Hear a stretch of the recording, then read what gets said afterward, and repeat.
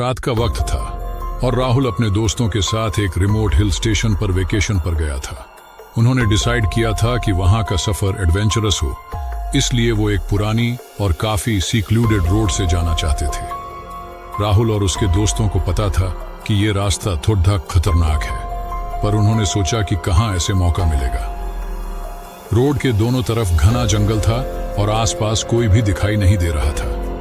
उन्होंने अपनी कार की लाइट्स जलाईं, पर जंगल का अंधेरा उन्हें और ज्यादा डर में डाल रहा था। सडनली कार का इंजन थोड़ा रुक गया और कार एकदम बंद हो गई। राहुल ने अपने दोस्त सीमा को देखा, जो डर से कांप रही थी।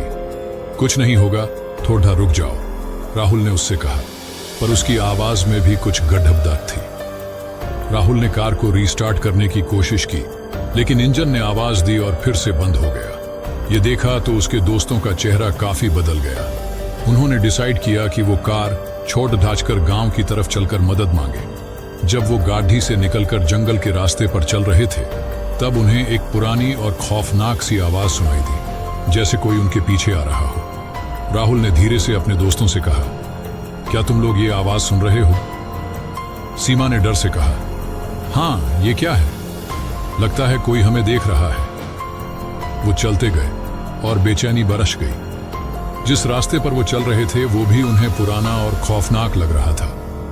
अचानक एक पुरानी घंटी की आवाज उन्हें सुनाई देने लगी।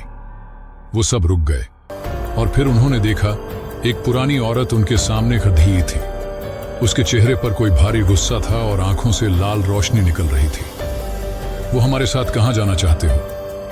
उस औरत की आवाज सुनाई दी। राहुल का मन घबरा गया, पर उसने हिम्मत इकट्ठा की।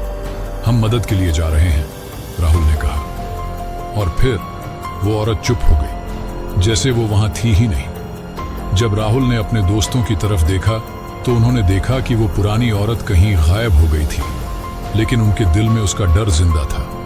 वो रास्ते में आगे बढ़ रहे थे जब तक उन्होंने एक रास्ता देखा जहां उनकी गाड़ी थी।